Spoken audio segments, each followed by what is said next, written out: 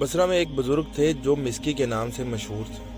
مسکی خوشبو کو کہتے ہیں اور مسکی کا معنی ہے خوشبو والا۔ یہ بزرگ اس قدر خوشبو رکھتے تھے کہ جس راستے سے گزر جاتے راستے مہک اٹھتے، اور جب مسجد میں تشریف لاتے تو ان کی خوشبو سے سب کو پتہ چل جاتا کہ حضرت مسکی تشریف لے آئے۔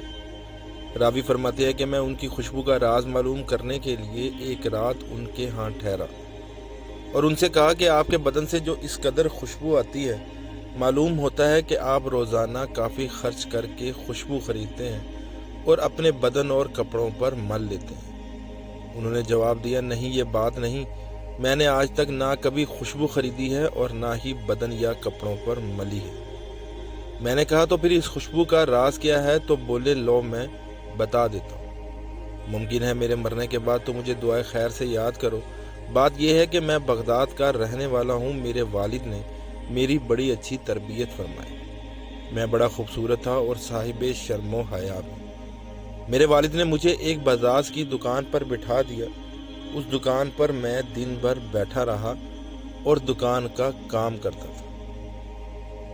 ایک روز ایک بڑھیا دکان پر آئی اور کچھ قیمتی کپڑے نکلوائے اور پھر صاحب دکان سے کہنے لگی کہ ان کپڑوں کو میں اپنے ساتھ گھر لے جاتی ہوں، اس لڑکے کو میرے ساتھ بھیج دیجئے، جو کپڑے پسند آ گئے رکھ لیے جائیں گے اور ان کی قیمت اس لڑکے کے ہاتھ بھیج دی جائے۔ چنانچہ مالک دکان کے کہنے سے میں اس بڑھیا کے ساتھ چل دیا۔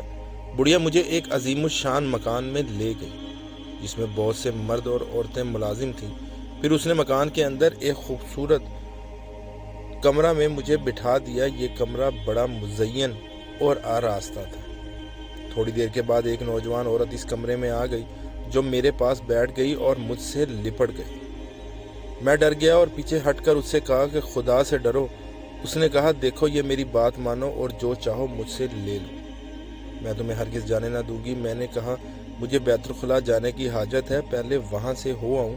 اس نے اپنی باندی کو بلایا اور کہا، انہیں بیت الخلاء لے جاؤ۔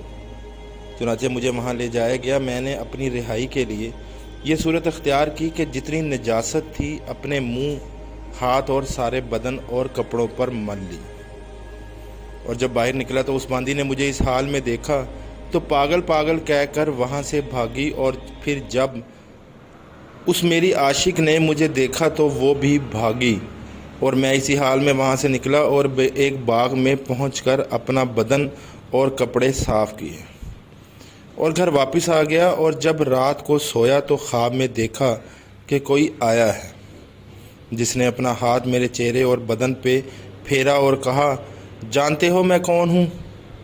میں جبرائیل ہوں۔ میری آنکھ کھلی تو میرے سارے بدن اور کپڑوں سے خوشبو آ رہی تھی جو آج تک قائم ہے، اور یہ سب حضرت جبرائیل علیہ السلام کے ہاتھ کی برکت ہے۔ اللہ تعالیٰ سے ڈر کر گناہوں سے بچنا بہت بڑی ہمت کا کام ہے، اور اس سے بڑا اچھا نتیجہ نکلتا ہے، اور جو اللہ والے ہیں وہ آخر وہی ذلت و رسوائی سے بچنے کے لیے اس دنیا کی ذلت و رسوائی کی کچھ پرواہ نہیں کرتے۔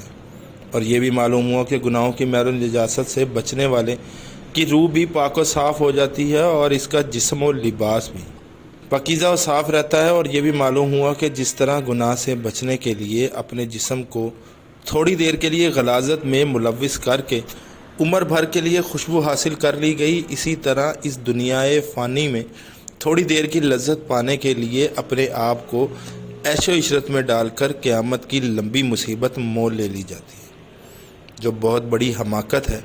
اور یہ بھی معلوم ہوا کہ جبرائیل جو ہمارے حضور صلی اللہ علیہ وآلہ وسلم کا خادم ہے، اس کے ہاتھ خواب میں بھی لگ جانے سے خوشبو پیدا ہو گئی، تو خود حضور سرور دو عالم صلی اللہ علیہ وآلہ وسلم کے بدن انور اور لباس اطور کی لطافت اور نطافت اور مہک کا کیا عالم ہوگا۔ اور کیوں نہ اعلیٰ حضرت کے اس شعر کے مطابق یہ سما بنتا ہوگا، ان کی مہک نے دل کے گنچے کھلا دیے ہیں، جس راہ چل دیے ہیں کوچے بسا دیے ہیں۔ اگر آپ کو میری ویڈیو اچھی لگی تو میرے چینل کو سبسکرائب کر لیں، لائک کر لیں اور شیئر کر لیں۔